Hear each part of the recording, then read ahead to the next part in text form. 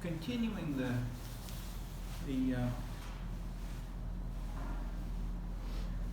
theme of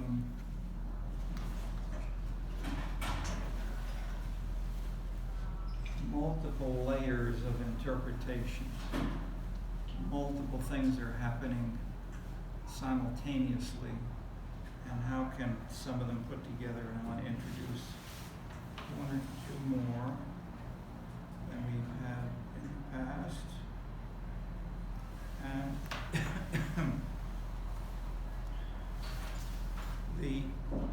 we've got bits still of the past sections on Tocqueville, the problems with Tocqueville. There's no context. We want explicitly the context. This is the big theme from the Scenescapes book. You can't just say Americans, people participate, and that builds legitimacy. Because in the Tocqueville Karaoke book, which is built around one PhD here at the USC in sociology, Seoko Kim, and he looked at that hypothesis from Tocqueville, and it failed for his career. Why did it fail? That is, in the sense that people participate more in Korea than they do in the US. Just levels. But if you then say, what's the causal impact of participation? Does it build legitimacy in terms of a relationship when you control one or two other things like income and education? The answer is no. People who participate more do not hold more legitimate views of the political system or many other things. So where and why? That is, there's something else which is missing in the normal way that this has been interpreted, as labeled from Tocqueville, as in the work currently of most visibly Robert Putnam, but not just Putnam. Millions of other people say the same thing. They all know about that background. People who participate more shouldn't feel locked out. There should be no opportunity structure for them. There should be a feeling that they can do something, even if they protest and they're with people protesting, but it doesn't work in Korea. So then he replicated this. It's not just Korea. Same thing is true in Brazil, Portugal, Eastern Europe, China, Russia. Tocqueville doesn't work in unqualified ways. Unqualified in the sense that there's nothing explicit about where and why legitimacy may build more actively and stronger. And we saw, remembering from the three regions in the US, from Elazar, the South, Middle Atlantic, and then New England, three different views of how these things might work. It ought to work well in New England, maybe in Middle Atlantic, and then the South, which is a sense of hierarchy. And take an example from the US, Middle Atlantic, headlines today, what happened on the weekend, the big game. Who spoke out at a high level politician who should be dealing with Democratic and Republican Party in terms of the normal left and right of politics, the normal view that this is about money, this is about jobs, this is about big international relations and war, peace, and so forth. What did Trump talk about that's on the front headlines today? Yes. NATO. That was one headline. That's the normal one. What's the second one, which is just as big in many? What did Trump talk about that happened over the weekend in a football game? And related to that was, who was at the football game? This has the highest followers in American broadcast history, is the big game, and what was the political implications which Trump commented on. Was it about war and peace and NATO? No. Come on. No, nobody. Okay. You're out of touch from the American public. Okay.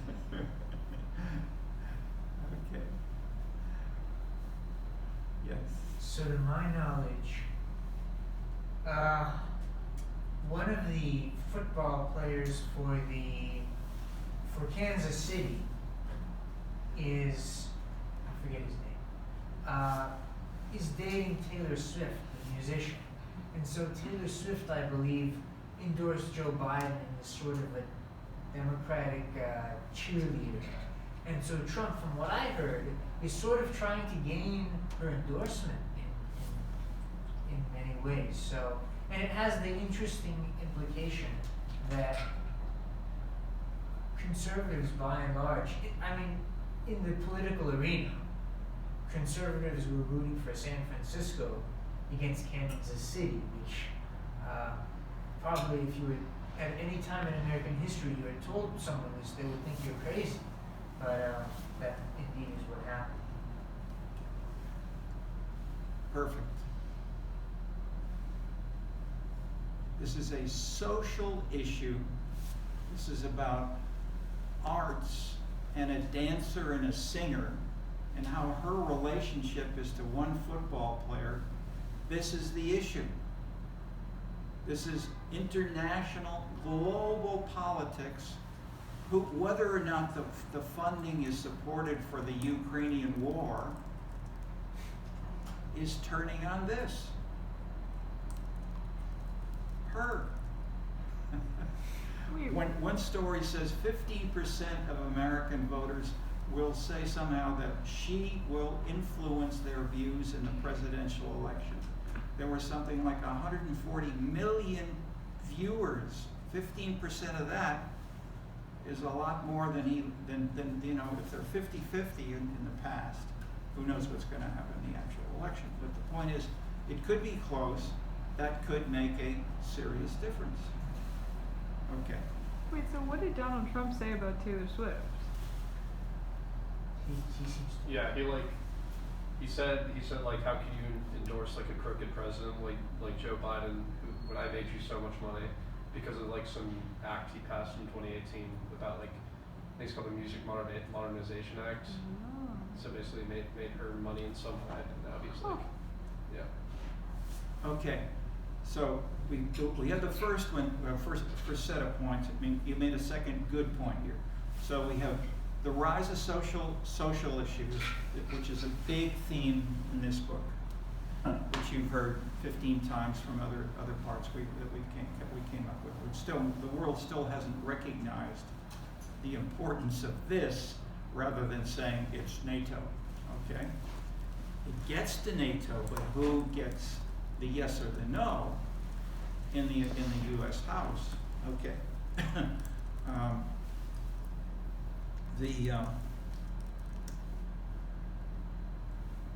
The second layer we're getting to, beyond the arts, beyond social issues, beyond new complications of issues and how they relate to one another, the moving from one issue area to another, from football to national politics, from national politics to global, stopping the funding for the Ukraine war, which is the big issue, if you will, globally, not to mention Israel. Both these have been blocked in various ways because of a handful of new House younger Republican or newly elected Republican representatives, and they have been able to change these things in terms of global policy. And then then the counter response from the Europeans, who then have referred to, okay, so let's you may have seen that story. What's the story there, and how does that relate to our general points? Trump. The Europeans are saying Trump. Okay, what do they say about Trump? They're very stirred up about his recent comments, saying that if you don't, get your 2% in NATO, not only could I not give a damn about what Russia's going to do to you, but I'll actually encourage them to do whatever they want to you, and that's stirring up people like Chancellor Schultz who are probably in a pickle about how to posture next month before a U.S. election.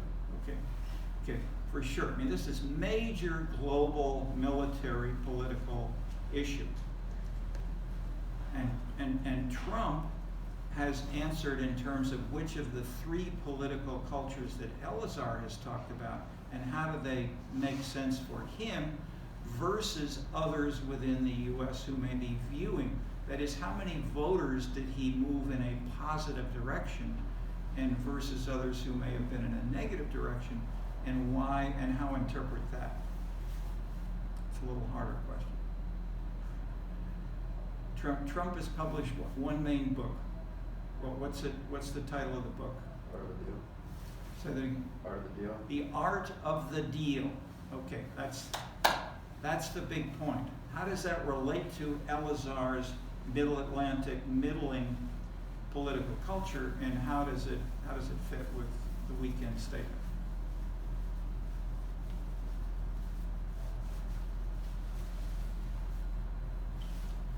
Yeah. I guess you can say that like because like the fiscally conservative like trend of their political culture, it's like more isolationist or like America First policy. You're not like he's devaluing like the European opinion on it, and like the opinion that a lot of liberals hold that like you need to like, have more influence in Europe, or that's a very important thing, regardless if they reach the 2% figure that they promised in like the original contracts with NATO. But and he's just like kind of like preaching to the choir when he's pushing something like that, saying like I don't give a damn what Russia does as long as we get our 2%. Okay. The part of that answer is clear for the reactions of the general public. Why would Trump have said this at all? I mean, in those terms, it's a stupid mistake by Trump to have said that. Why did he do it at all? Yeah. He's approaching it like someone who read the Art of the Deal would approach it, which is a businessman. But every businessman? What kind of businessman in terms of the author of the Art of the Deal? And how does it relate to Elazar? Elazar is Middle Atlantic, and it elevates, it focuses on and makes you think about the art of the deal in terms of its implications. And it's not just Trump who wrote this. This also goes back to contract theory, markets, psychological Benthamite philosophy. We've got lots of people involved in this potentially, but this weekend we got two stories, important stories that you can interpret more subtly when you leave this course if you think about it. But everybody who's not here, but we're getting, all three of you are adding I'd say the important, you're making three very important distinctive points which you need to make sense of the front page of the newspaper. And you haven't gotten the last one yet, about the art of the deal. You almost, but what? So why did Trump? If it was it a mistake by Trump in terms of his writing of his own book?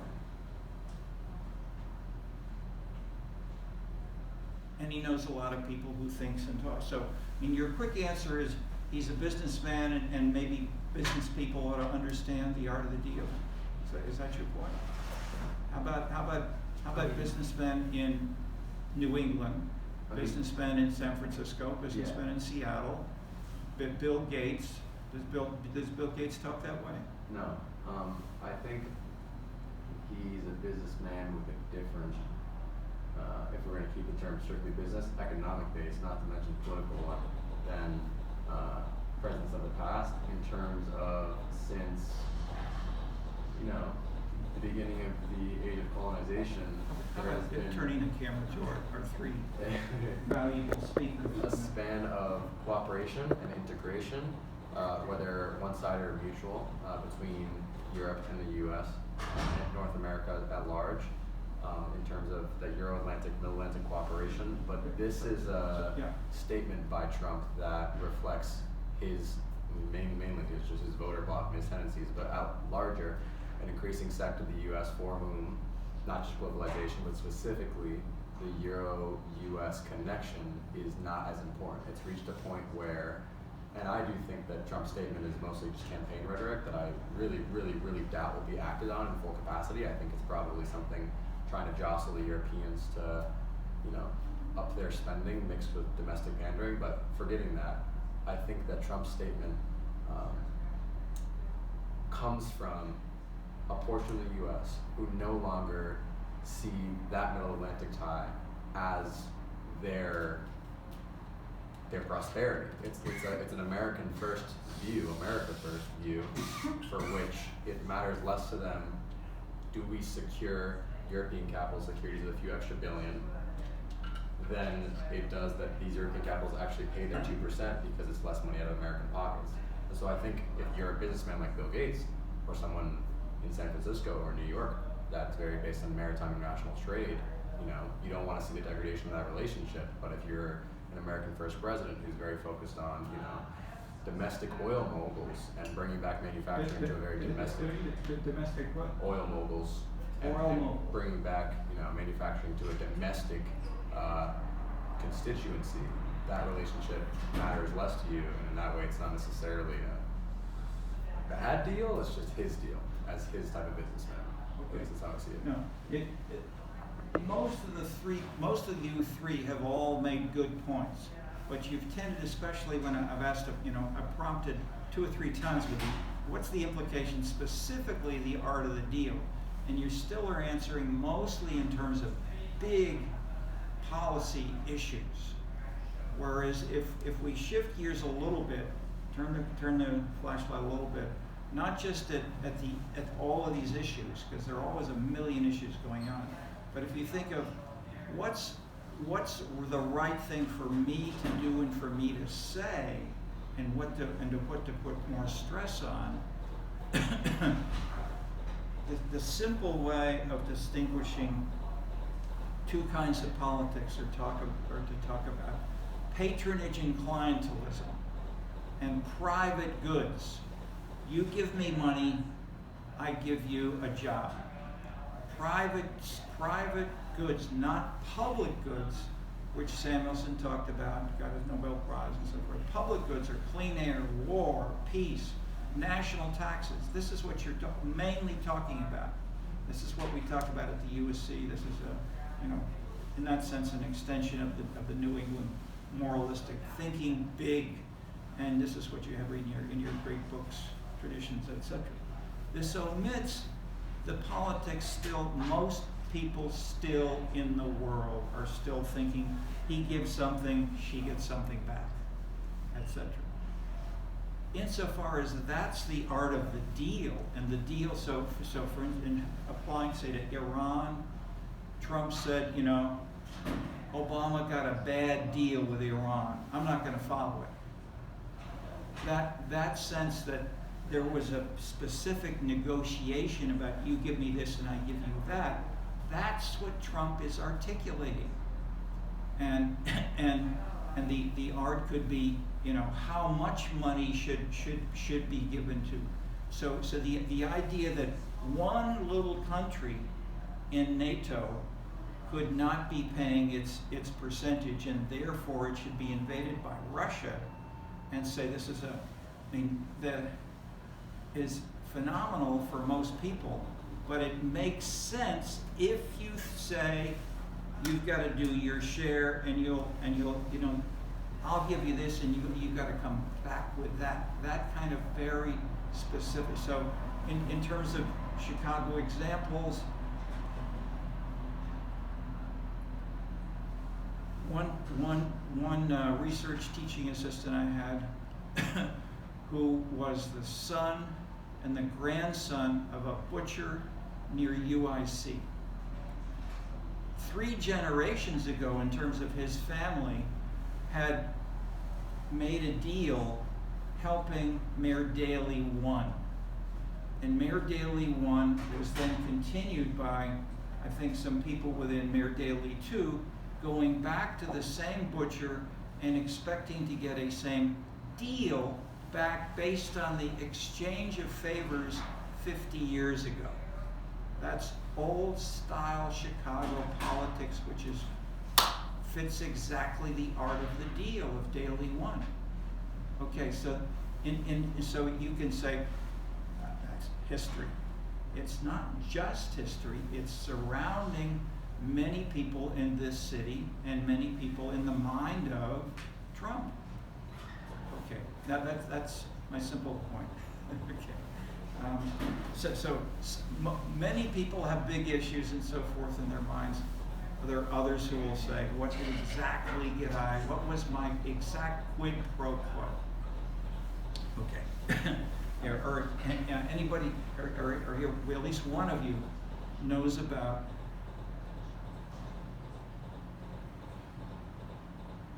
Eddie Burke. Eddie Burke, I think you can see my point of asking now, why does Eddie Burke fit with this? You want to mention that, the cash register quote? I don't know what the cash register quote is exactly. Okay, I'll tell you that, because who's Eddie Burke? Ed Burke was the alderman of the 14th Ward of the city of Chicago. And he's the longest serving, he retired, and he was recently convicted of a variety of crimes. But he was and remains the longest serving alderman in Chicago history. And he was, I guess, the last member of a generation of politicians who served under the first Richard Daley, and who partook in the type of activities that the professor was talking about in providing goods and services in return for political support from individuals and businesses in the community. And the judges, the judge, the prosecuting, the defense attorneys all had candidates there and ready. And then they asked a few questions of Burke himself, and they said, you were being sued because you wanted some kind of money in return for this company just trying to do what any normal company they're used to doing in other cities and other neighborhoods and so forth. They didn't know about Burke's style, let's call it that. And Burke said, when they asked about that, I said, have you been to the cash register?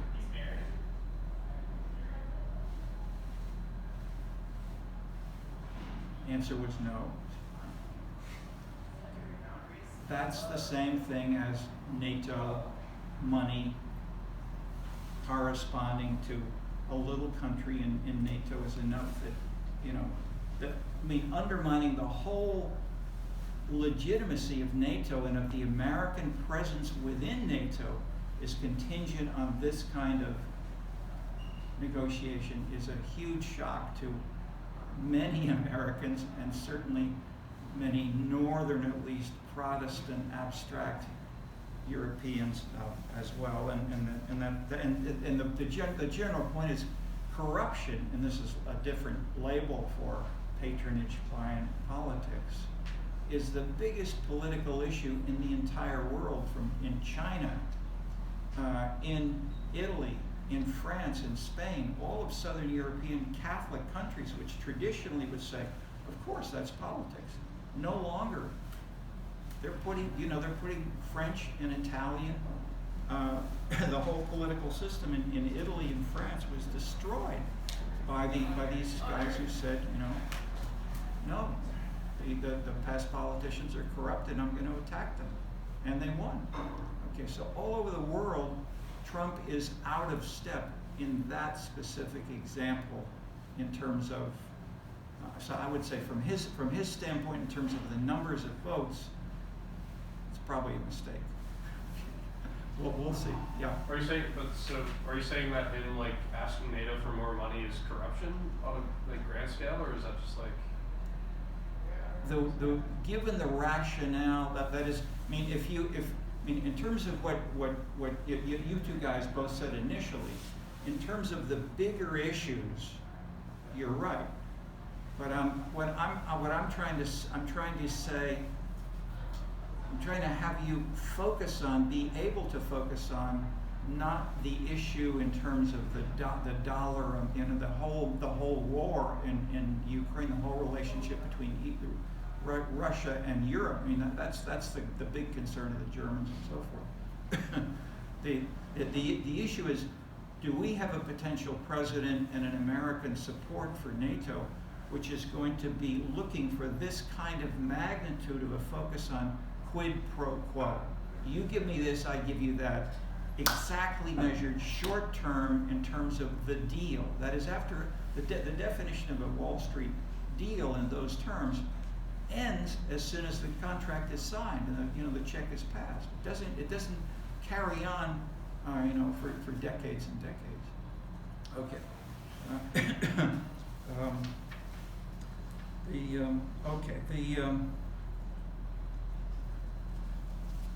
Let me go.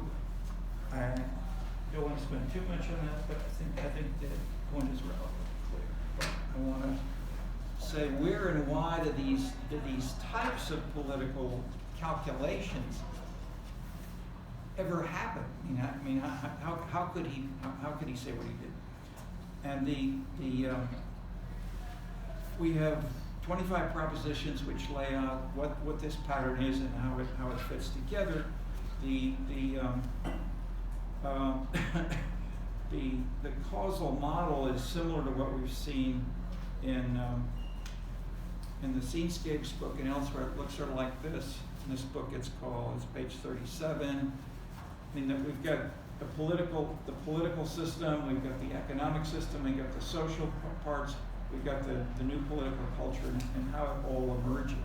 Okay, so that means it's multi-causality, multi-dimensionality, measures of these things to try to see how much is the impact of one, when we control for the others, and where and what are the dynamics within these operate. So there are three general principles. Well, let me go to a couple of big points here. The big original point of the 4 types of political culture we develop in the book: traditional left, traditional right, ethnic politics, and the new political culture. What's the new political culture? It joins the commitment to the disadvantaged, that is, to egalitarianism, to all citizens which come from the traditional left, with a commitment to hold down taxes, which comes from the traditional right. It joins the left and the right as normally defined, and many people still don't understand it. They said it can't happen. And if you're on the left, you want high taxes and you want to help the poor. If you're on the right, you want low taxes, etc. Okay. So the MPC says, no, we want the best of both. We want lower taxes and we want to help the poor. And people started to do this more visibly and actively with Dianne Feinstein as mayor of San Francisco. Later on, continuing here, Bill Clinton is internationally, and so forth. Tony Blair, these people, and then when we've done surveys of citizens around the world, from Japan to Poland, a majority of citizens talk and feel and support the same kinds of policies in larger numbers, like 60% of many of the citizens in a lot of Western Europe and Japan and the U.S. Okay, so why don't these new views, or why didn't they? Because this didn't come back a week ago. This is 30, 40 years ago. Answer is the top of the political system, especially the parties and the people who choose the candidates. So in the U.S., we have primaries, and you see this happening with lots of democratic discussion, the media are there, so forth. But how does this happen in Greece, in Russia, in China, and so forth? That is, traditionally, there are no primaries anywhere in the world except, or were until very recently, I'm not sure how it has been implemented, but Taiwan, Mexico, and the US. That was it. Japan, France, Italy, US, they don't have primaries. In England, it's supposed to have a lot, the founded democracy, they don't have the political parties themselves at the very top leadership, and they're called the whip. The whip in a city council, the whip, the higher level people, they choose the boss. And I've interviewed council members in British towns. I say, you know, why don't you say about, I mean, you're a city council member, you're in complete disagreement with the party, but why don't you talk about it? The party whip, you know, I'd be killed. I wouldn't be re-slated. Bang. And knowing that that party whip is there leads these people not to say what they know, they feel, and their constituents they feel are there, etc. And so it can be 20, 30, 40 years before the political system may change, even if many of the participants say, we're out of step. And we've asked a question in our surveys, how often do you vote against the views of the majority of your constituents? You vote against the views of the majority of your constituents. We have 50% of the council members saying all the time. Okay, but there were big variations, and that was it's a simple measure of populism, non-populism. Okay, but the new political culture combines these two sets of issues: better or more equal services and moderate taxes, generate in combination an effort to reconcile these two things logically. This mainly means how can you do this at all? I mean, the first reaction from the normal left and normal right is can't be done. If you want higher taxes, if you want to help the poor and you want to help the disadvantaged, you must raise taxes. If you want to have a traditional conservative market view, if you want to make the economy grow better, you want to have a better functioning, simple, narrow Adam Smith with no mention of politics. Government should not block the progress of the economy. Okay, how can you join those two views in this new? If you're what could or did Dianne Feinstein say? Kathy Whitmire in Houston, Ed Koch in New York, Bill Clinton as president, Tony Blair as prime minister. What did they answer and do in their minds, or what they tried to do, even if they always didn't succeed? Yeah. Yeah, I don't know. Oh, wait a minute. No. If I don't know at all if this is what you're looking for. Okay, one word is enough. Oh, then I definitely don't. It's simple, logically. Like social equality when it comes to like gender, race, sex. Yes, but how does that join with the traditional right of low taxes? How can you support both, let's say, feminism and low taxes?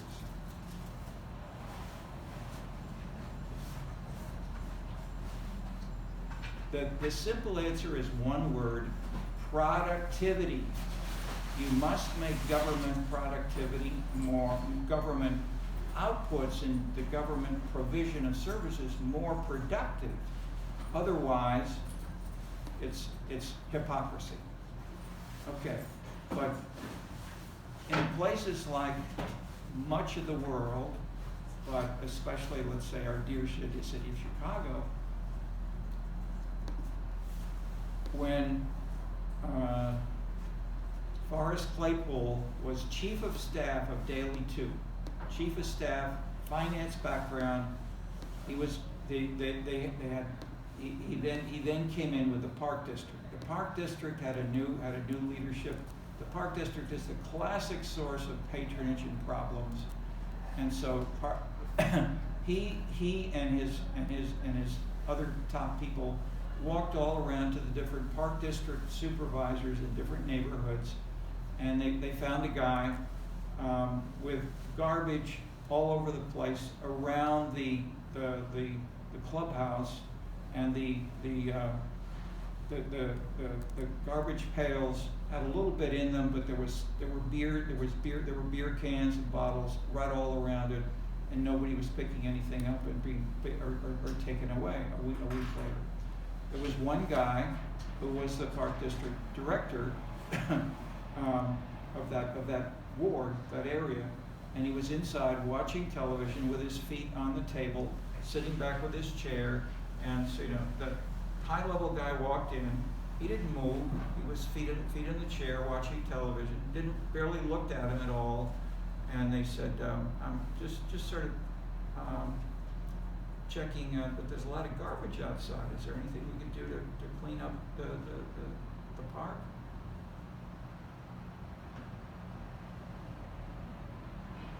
I'm doing my job right here. What is your job?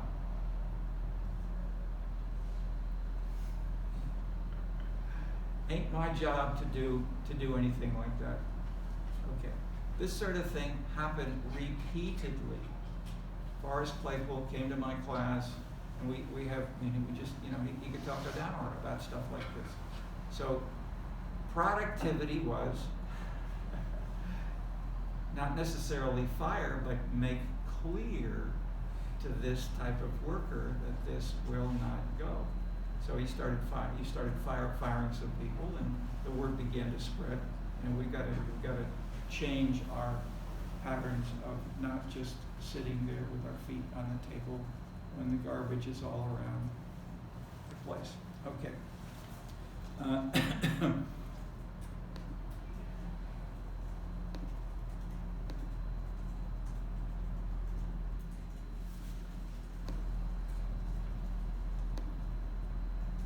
Mayors were less innovative abroad because the national parties were much more controlling of their programs and would not slate distinctive mayors for office in ways that the open party primaries and as a nomination procedure permits contenders of many ideological stripes to step forth in the U.S.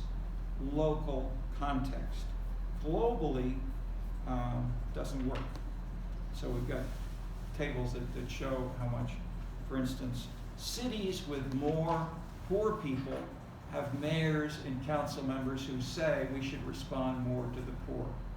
In Europe, especially in Italy, was the most extreme case, no relationship. In general, most of Western Europe, the parties were strong enough that there were no relationships between poverty and local welfare type policies. I have a question. Yeah, go ahead. It's unrelated to reading, it's also a thought question. Do you think that the post-1991 Clinton-Blair era of someone being lazy/low productivity equals fire them scene is at least partially a result of the end of the Cold War? And what I mean by that is that for example, when people ask how did the U.S. avoid socialist revolution, part of the answer is that we had institutionalized political and economic ways for people to lift themselves up. Part of the other reason is that policies like FDR's New Deal preempted it. And some countries in Western and Northern Europe, like Scandinavia especially, New Democrat type social democrats would accommodate some socialist policy to stave off the wider forces. With the collapse of the Soviet Union, that sort of social, there was still a socialist and very new left element in the U.S., but there's no real backer there. In other countries, it led to the collapse of socialist regimes or leftist rebel groups.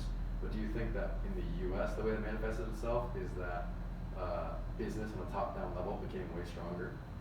And the result of that's increased productivity. Yeah, okay. I would say 90% of what you said, except your last sentence, is pretty clear, widespread, and probably most everybody would agree with you. The bottom line of your last sentence is how much is either business or people more generally backing, and one label which is widely used is neoliberalism. or I'm sorry, or neoconservatism, and how much has this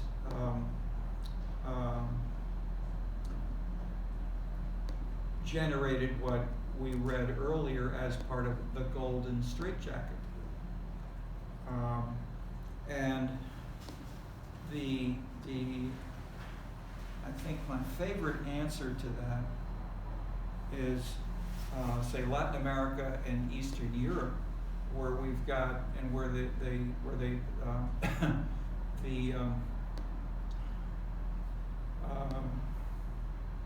they had stronger elements of socialism and communism than in the U.S. or in most of Western Europe.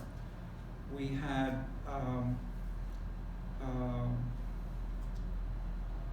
reactions to look for alternatives, and let me get to Latin America with one more step, and then I'll show you a video as an answer.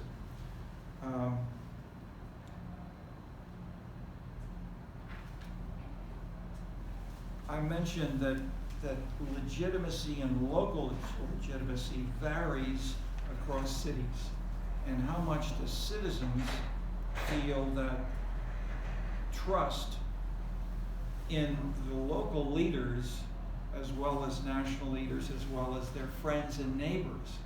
We put all of those together and look at either one of them alone, or put them all together, and which of the major cities.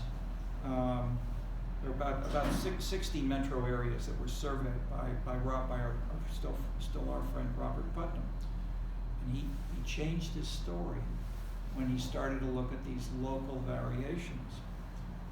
That is, he got outside of the New England view of things, and found that, hey, and so I'll ask you first a simple descriptive question: which metro area has the lowest level of trust in the U.S. in Putnam surveys? Can you give us a hint? Los Angeles. Okay. So I went to UCLA. I taught at UCLA. I trained for a marathon. I trained in different neighborhoods. I went all around. I went to lots of meetings. I went to visit the mayors, talked to civic groups, and so forth. And it's there. Okay. Lots of distrust. Freeways being chased by the police, being live TV coverage. That's classic stuff in LA.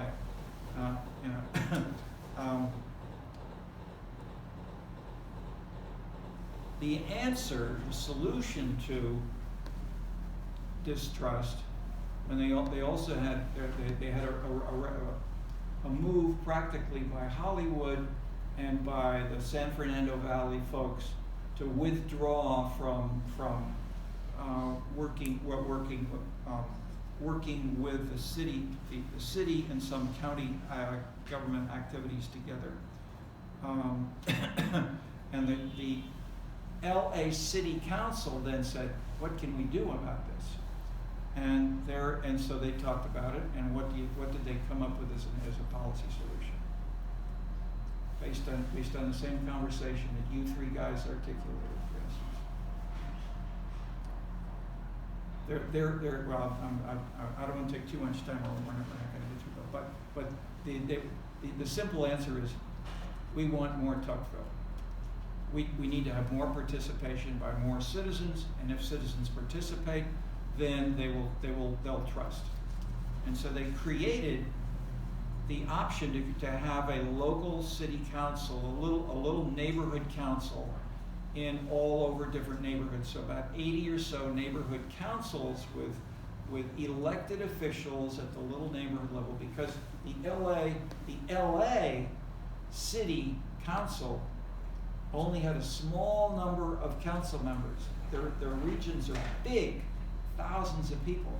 Chicago is smaller. We have 50 wards with 50 aldermen, so it gets a little smaller. But they went down further than that with these, and so so then I went to meetings. I was there with my bike and so forth. And I went to some of the hearings then of the council members and of a University of Southern California team that did a survey and evaluation of this, where we had maybe 30 people who were high-level people from these neighborhood councils and saying, what impact are these having in terms of building, trust? I mean, are they working well? Are they efficient? Is this helping? Do you feel closer to people and so forth? And the answer was, no, it's not working that well. In the lower status Black and Mexican areas, if you ask people from Pacific Palisades, Beverly Hills, upper status, proper University of California educated people, they say, oh sure, Tuckville works fine right here.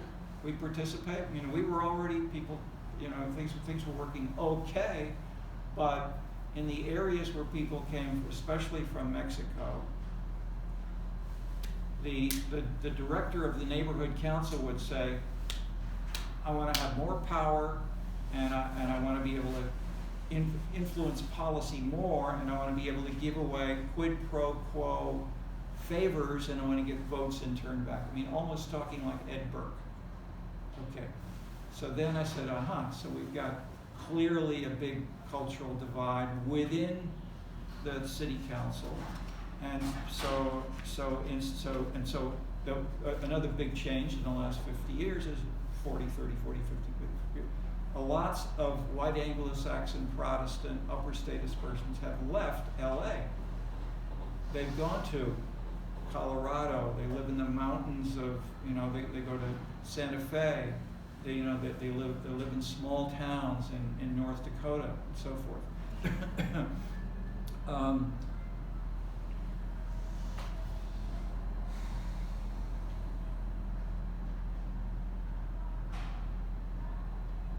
So I talked to the folks in LA, that means smart political scientists who are advisors to council and so forth, and they basically said, we need more Tuckville, as if they were all students of Putnam.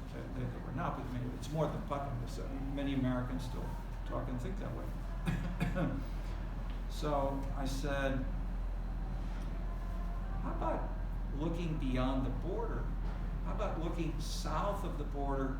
If they've got these problems, are there any solutions that we can find, or ways that people in Latin America know about, or maybe want, or coming up with things that would be useful for LA or for the rest of the world? And that's what I want to show to you. Okay.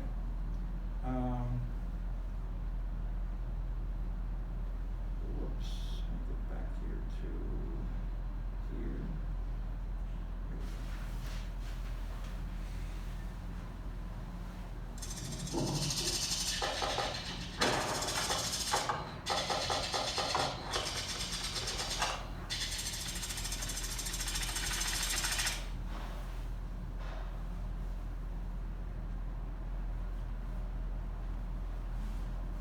International.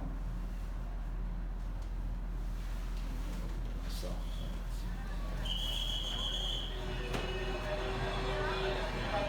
This stuff is kind of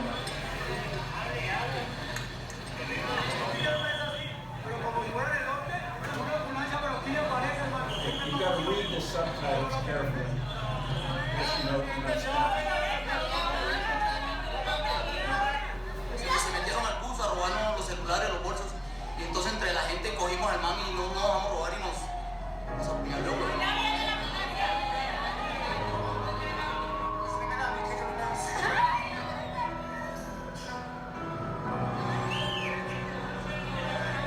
Yo he tenido problemas, como usted no tiene idea, con la policía. Y no me da pena decirse. Porque aquí la policía se presta también, con el perdón suyo, se presta para esta situación. Aquí yo diga, somos, sí, pobres, pero somos buena gente. Colabórenos, ayúdenos, señor alcalde. This is Colombia in the early 1990s. At that time, Bogota was a city in urban decay. The newsreels of the time show a metropolis that was rightly called the worst city on the planet.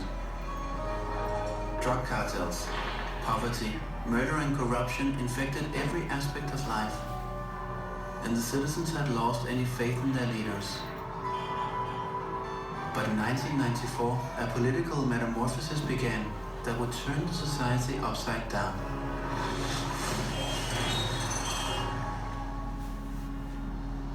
New politicians, with radically new methods, transformed the metropolis at a speed that no one could have imagined in their wildest dreams.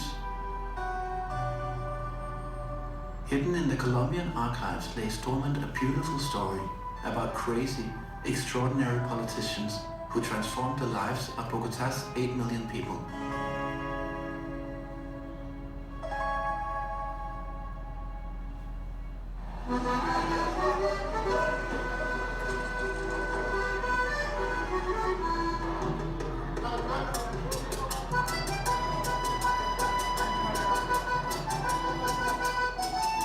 At my home, always the issue was the country. The way cities were built would determine, to a large extent, equality, social justice, happiness for millions of people for many generations. And I became more and more interested in this. Con niños así como estos, y para ellos, tenemos que hacer una Bogotá que no solamente sea más segura, que tenga buenos sistemas de transporte, sino que también sea más hermosa y que sea más feliz. Por quinta vez, Enrique Peñalosa se ausentó de los foros para candidatos a la alcaldía. Salimos a buscarlo pues sus contrincantes lo reclaman y lo encontramos haciendo campaña en las calles de Bogotá. Según Peñalosa, le rinde más visitando restaurantes, almacenes y repartiendo folletos. I did something which had never been done in Colombian politics. I started to go from home to home and I started to distribute papers in the street. These little leaflets, this had never been done in Colombian politics. This election campaign would become the turning point for Bogota. Enrique Peñalosa, a young promising politician from the Liberal Party, was a frontrunner early on. He had dreamt his entire life of implementing a radically new urban philosophy.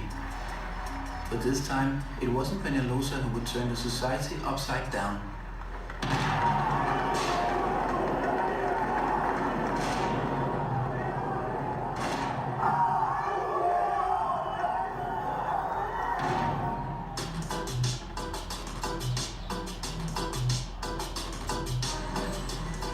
¿Por qué montas bicicleta para llegar a la estadía? Para conservar integridad, para mantener mi identidad toda unida. And Mockus was rector at the National University.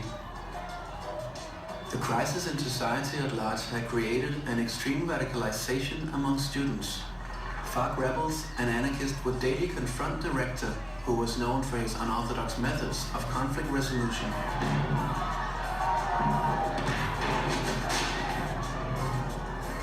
But one day, in front of 2,000 demonstrating students, his unorthodox methods would shock the entire country. Oh, this is the classic. Many believe that the transformation of Bogota began right there, at that moment.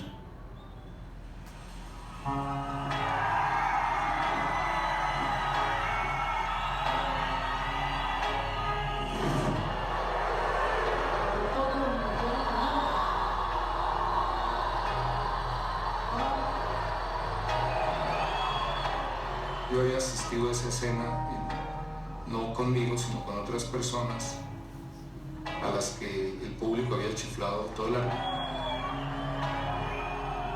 Y yo me había dicho, yo nunca pasaré por esa humillación, algo haré. Yo creo que la emoción fue muy parecida a la que puede sentir una persona que se pone muy violenta. Tal vez muchos asesinos sienten eso, que no pueden sobrevivir a la humillación del momento. Tienen que hacer algo.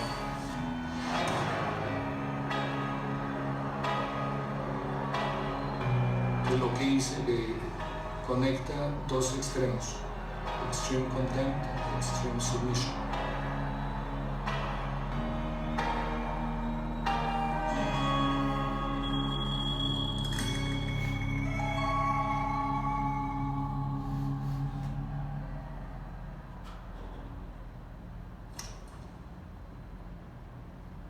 llegué a mi casa muy cansada, me llamó una amiga y yo tenía la televisión, la tenía en mute, estaba mirando las imágenes pero no estaba oyendo.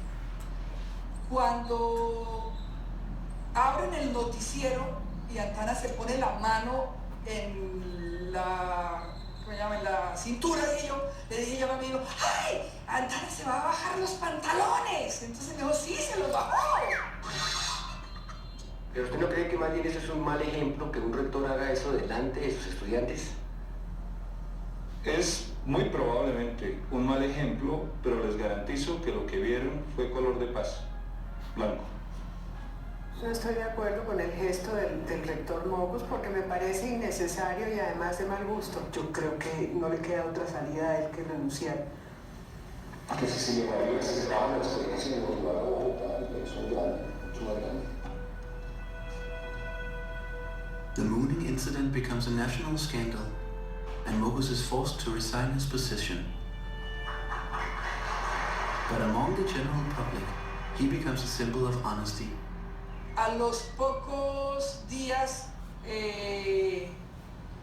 un congresista de izquierda, caminando por un caminito, se encontró con un campesino y le preguntó, ¿usted quién cree que debe ser alcalde? Y el campesino dijo, el loco de Antanas.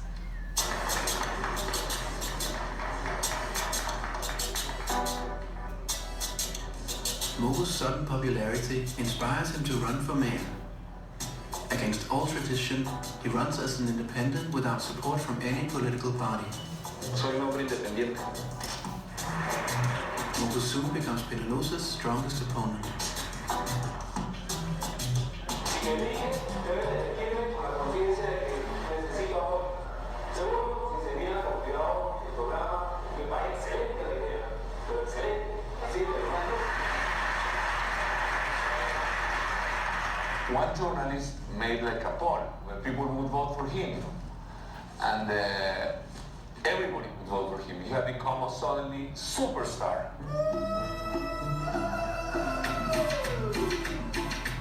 ¿Para qué? Pues para que la ciudad sea bella como la que queremos. Así lo recibió la gente en la calle.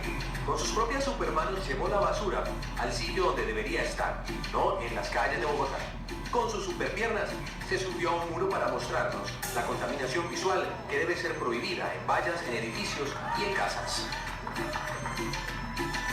La campaña funcionaba en la casa de Antanas, que era chiquita, la casa de la mamá. Antanas vivía con la mamá. La mamá de Antanas es un personaje completamente fuera de serie, absolutamente singular. O sea, Antanas es una persona común y corriente al lado de su mamá. Es una magnífica escultora. Ni yo no quería que Antanas fuera político. Yo entré a la casa de Antanas vivía con su mamá y la señora sale y me mira y me dice, ¿usted quién es? Ella es lituana y habla un español mezclado, entonces yo le digo, soy un periodista de QAP Noticias, ¿qué quiere en mi casa? Entonces Antanas viene corriendo, no mamá, él va a hacer un directo. ¿Qué es un directo? Oh, viene una antena y salimos en directo. Oh, ok, salirse de mi casa, señor. Es decir, era una campaña completamente fuera de lo común. En la casa de la mamá del alcalde insultaba a los periodistas, no los dejaba entrar. Todo era contrario a las formas normales de hacer la política. Nosotros vamos a hacer todos los esfuerzos para poder influir en la construcción. The 1994 campaign was certainly different. Peñalosa fought for his political vision, but the public was in no mood for politics. Their anger and discontent inclined them more towards a loose cannon like Mockus.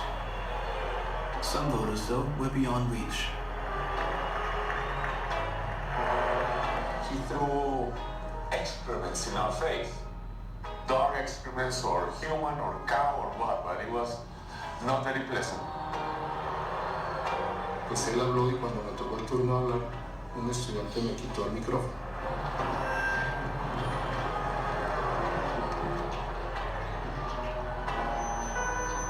En ese momento perdí los estribos. ¿Sí?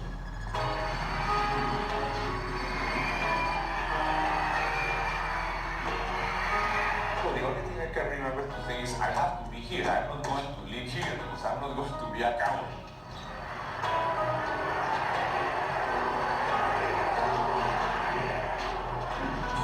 Nobody hit me. The fight was going around. It was like in the movies, and some people would fall in this hole where the orchestra plays and things like in the movies. It's not like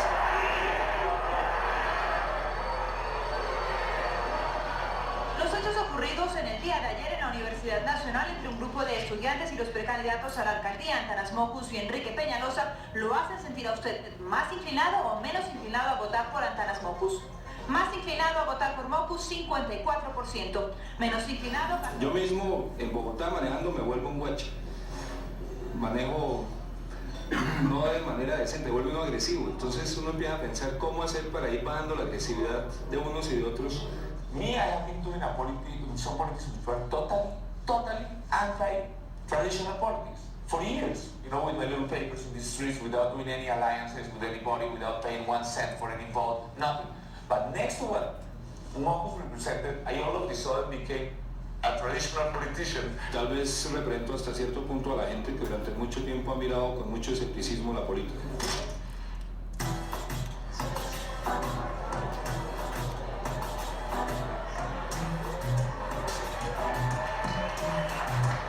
Mockus barrió con sus opositores y hoy es el alcalde electo de Bogotá con una de las votaciones mayores que se recuerde en la capital. Y un hombre que no existía, digamos, para el mundo político unos meses atrás, se volvió un gran fenómeno de opinión y con unos pocos centavos, lo cual es realmente un caso excepcional en el mundo. In these days, you know, what I have seen is that sometimes there is a need for some kind of people, and maybe the voters are wiser than you think. I don't know. Antanas Mockus takes office on January 1st, 1995 as the first independent mayor in Bogota's history. He enters a city hall that has for years been dominated by corruption and nepotism. As an independent, Mockus owes no political favors and puts together his administration based on qualification alone, handpicking the brightest minds of the country.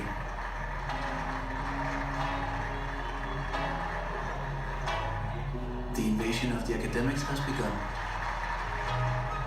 En la dignidad de cada persona se une esa semilla de moral y esa preocupación por responder ante los otros. La dignidad. With a background in philosophy, Mockus turns Bogota into an experiment in political theory. According to him, there is a disparity between culture, law, and morality in Colombia. People throw garbage on the street because it's morally acceptable, or people act violently because the culture does not condemn it. Mockus wants to change people's morality.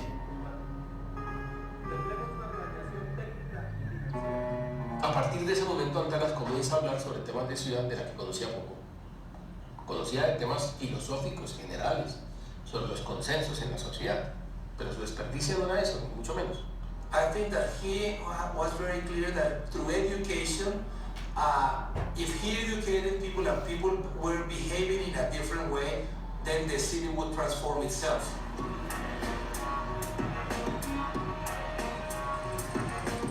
Hay una cosa que se trabaja en la 19, que es la persona que se mete en el nudo en la intersección. Pues el que no quiso esperar el siguiente turno y obstaculizó. Esa persona yo creo que recibiría la tarjeta roja. Todas estas actitudes que para quienes viven en Bogotá ya son pan de cada día, serán en adelante sancionadas. El que se queda, aunque tiene espacio vacío frente para que puedan pasar a otros, hace mostrarle la tarjeta blanca.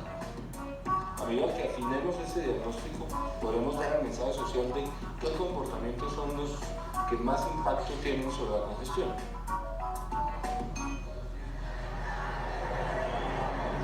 Ustedes ven allí la mampara es el sitio donde puede haber un policía o puede haber un ciudadano cualquiera.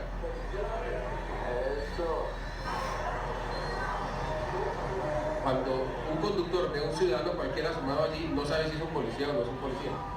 Es la máxima expresión de la autorregulación. Yo decía, estos son 6 millones de habitantes. Estos juegos no logran transformar comportamientos. Yo tenía una actitud bastante increíble frente a eso. No fue fácil, estaba rodeado de muchas incomprensiones. La gente intuía que él iba para alguna parte, pero no sabía muy bien para dónde.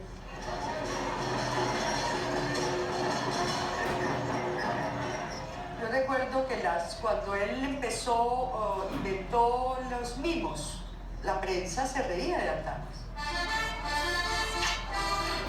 De estos largos y oscuros túneles ubicados bajo el centro de Bogotá, se preparan 20 jóvenes que pretenden enseñarles a los habitantes de la ciudad cómo vivir civilizadamente en una capital.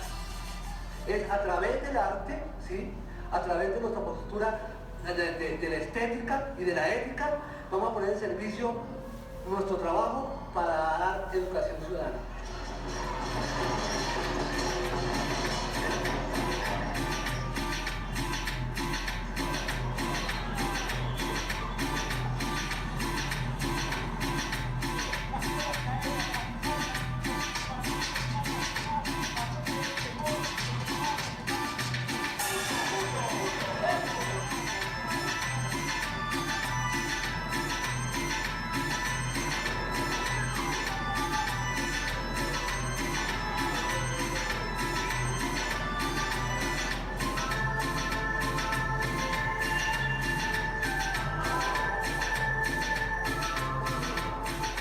Creo que la disposición a dejarse corregir es el complemento que espero frente a los mismos. O sea, los mismos solos no bastan. Ahora necesitamos que la gente acepte al mismo.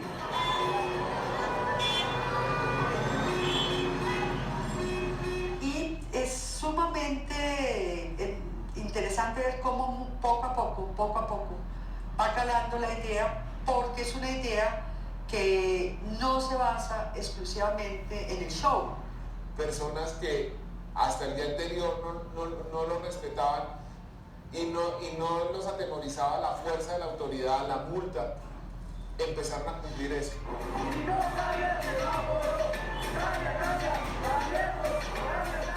It seemed like a crazy idea, but the traffic mimes become a great success. Mockus decides to disband the notoriously corrupt traffic police. He lets 3,200 officers go. Out of them, 400 take up his offer to be re-educated as mimes. But the police commissioners deny corruption and pressure Mockus to stop the program. Estaba yo con el secretario de tránsito, el general de la policía y los representantes de los policías corruptos locales. Y yo le dije al hombre, mira, yo saldría a los medios y diría lo que usted me está pidiendo que diga, siempre y cuando usted crea lo que me está diciendo. Entonces, para yo creerle a usted lo que usted me está diciendo, usted me va a repetir lo que usted quiere que yo diga mirándome a los ojos. Entonces digo, ¿qué? Le digo, que me diga qué es lo que yo tengo que decir mirándome a los ojos. Y cada vez que el hombre llegaba a decir que no eran corruptos, el hombre me bajaba la mirada. Le dije yo, primera vez, no fue capaz. Vuelva a ver si es capaz de decirlo. Segunda vez, no. Tercera vez le dije yo, se acabó la reunión. Por su corrupción, se acabó este negocio. Se pueden ir para sus casas y nos vemos en los tribunales.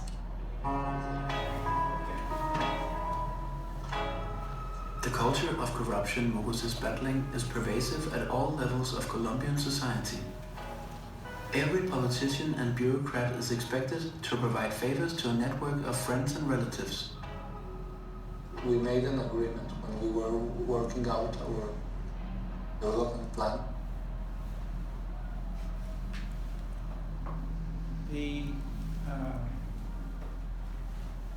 proportion of citizens that we did surveys all the time. How much do you support the mayor? How much do you support these views? And everybody thought, you know, nothing will work. And after a year or two as mayor, huge support for these kinds of things, at least saying, yeah, it's working and we can change. One last example was crime and accidents in the streets at night, and murders were high. 6 times the U.S. murder rate they had in Bogota. 6 times the U.S. murder rate.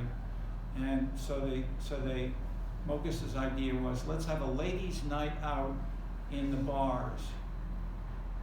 And they did, and there were 0 murders. So people got a sense, if we change the rules, we can stop crime. Okay, we haven't done that in Chicago. Okay. All right. Any quick questions on Mockus and ways that Trump or our mayor or others or other places that are doing anything as dramatic as this that you've seen in the U.S. or anywhere? Please speak up. Or anybody who wants to run for office in the city of Chicago? Aspiring future politicians? Okay. I overstated the question, but there are things here we can learn from. End of class today.